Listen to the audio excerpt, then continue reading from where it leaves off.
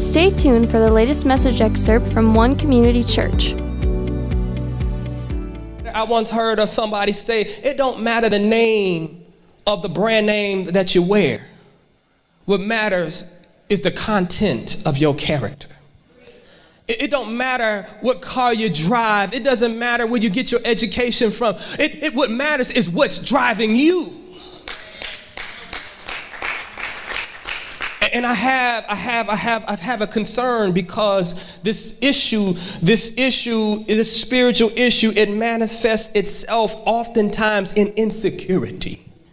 Because on the inside we're broken, and on the inside we're afraid, we're scared. We don't want to let nobody know that we don't have it all together. We are scared, we're insecure. We don't know who we really are and who we belong to. So in essence, we allow ourselves to become somebody we're not. And in the process of becoming somebody we're not, we end up doing damage to the people who are closest to us, to the people who we should be loving on, caring on, being generous to, being gracious to, being mercy to. Those become the same people we start killing.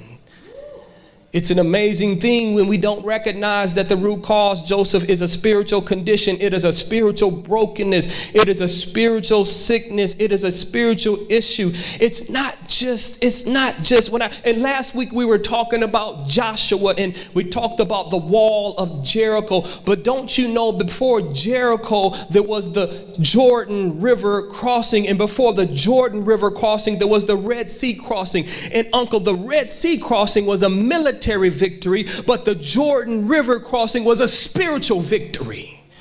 You have to understand, there were no battles, there was no Pharaoh, there was no army, there was just a river that they had to cross.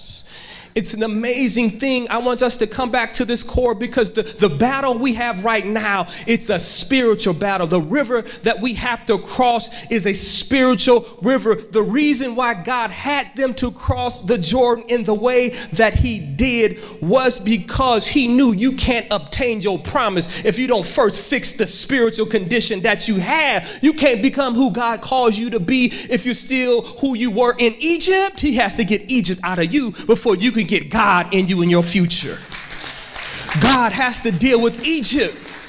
So oftentimes where we are right now, listen, Sam, oftentimes we are at a place where the river that's normally the size of a river that you can walk through, we're often now dealing with something, the perception of something that is overflowing to a place that it's flooding.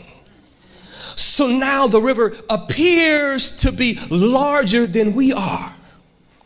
Because now it's a spiritual situation. And God says, watch this. He says, I want you first to send the priests with the ark before the people. I want the ark to go first. I want the people to follow, and don't follow too close. Let there be some space. I want the people to know that when this river does whatever this river going to do, that they know it was God and not them. He said, this is a spiritual victory, and God is the one that you have to have your eyes on. You are broken. You still got Egypt in you, but it's me that's going to bring you into this promised land. It is me that's going to make the change. It is me that's going to fix the brokenness of your heart. It is me that's going to give you a new identity. And so God does what God says he's going to do. And watch what happens. So when they get on the other side of the Jordan, after the river, watch this, on the north side, the river literally dries up 20 miles north. The river turns into a wall.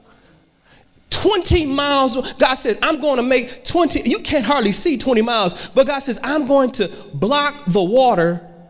The thing that was causing you or the inability to cross, I'm going to block it 20 miles away so you can't see it. And when you walk over the riverbed, it's going to be dry. So now they get on the other side and say, God says, now check this out. You just saw me do a miraculous victory, but here's the spiritual transfer. God always blesses you first before he asks you to follow him. God does not call you to move first. He always moves first. God does not call you, as I said, to be holy. He is holy first. And out of your response to his grace, his mercy, his kindness, you want to respond out of grace and mercy to kindness to everybody else. God does not call you to be good. He says, I'm good. And out of his goodness, your heart is transformed. And because you're becoming more like him, you become good. I gotta be honest, Mom. When I was young, I acted saved before I got saved, because I was in an environment where that's what you had to be. I was a good actor. I was a good actor because the culture said you had to behave a certain way in order to belong. Can I remix that thing? God says, I want you to belong until you believe. Then your behavior changes. That's the model that God works. Belong, believe, then behavior changes. This excerpt was brought to you by One Community Church. To hear the full message, please visit myonechurch.com.